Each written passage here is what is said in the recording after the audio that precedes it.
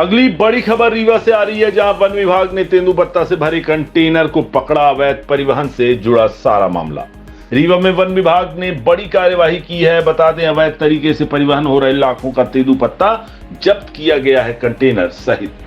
रीवा में वन विभाग ने बड़ी कार्यवाही करते हुए जिले के गुड़ थाना क्षेत्र अंतर्गत अमरती में एक अवैध तरीके से परिवहन हो रहे कंटेनर में लाखों रुपए कीमती तेंदुपत्ते को जब्त किया है।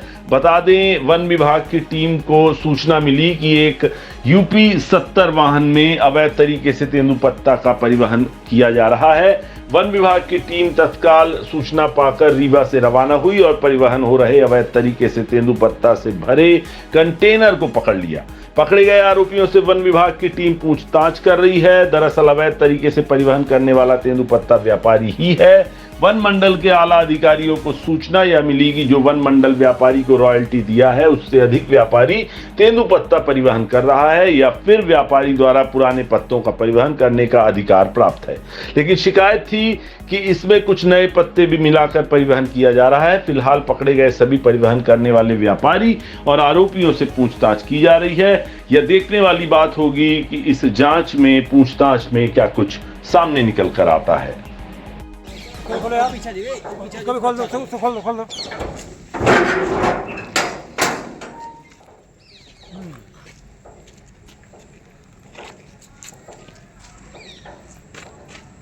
पास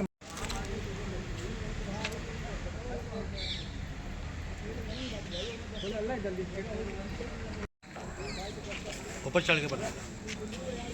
हाँ, कोई दिक्कत है।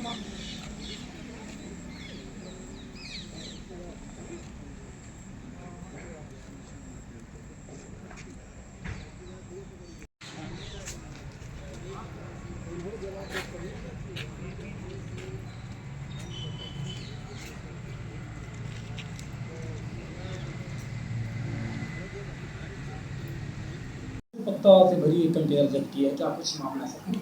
कल रात में मेरे पास में एक सूचना प्राप्त हुई थी कि एक तेंदुपत्ता व्यापारी गलत तरह से तेंदुपत्ते का परिवहन करवा रहे हैं अमरती गांव से, जो कि गुड़ क्षेत्र में पड़ता है रीवा जिले में। शिकायत इस बिंदु के आधार पे थी कि वहां पे पुराना पत्ता बोल के नया पत्ता शायद परिवहन हो रहा है, या टीपी में जितना हमने स्वीकृति दी है उससे अधिक परिवहन हो रहा है। तो वो तत्काल हमने रेंज ऑफिसर को और स्थानीय वन अमले को भेजा था, और उन्होंने एक तेंदुपत्ता परिवहन करते हुए ट्रक भी कल जब्त कर लिया था रात में।